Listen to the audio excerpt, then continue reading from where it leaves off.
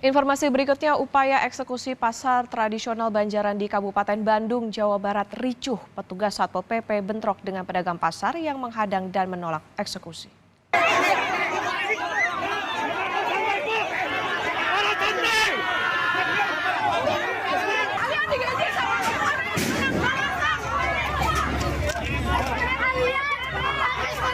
Saling dorong petugas Satpol PP dan pedagang terjadi saat proses pembongkaran kios di Pasar Banjaran, Kabupaten Bandung.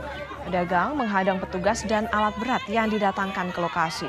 Pedagang lantas membuat barisan untuk mencegah petugas membongkar kios-kios di pasar. Pedagang mengaku menolak pembongkaran pasar karena kurangnya sosialisasi dan mahalnya biaya kios baru.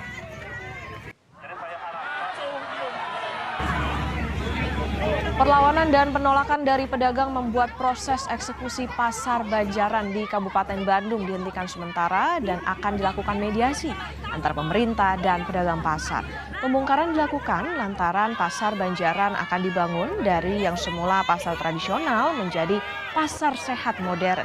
Namun pedagang pasar menolak pembongkaran dengan alasan proses hukum yang masih berlangsung dan mahalnya biaya kios baru.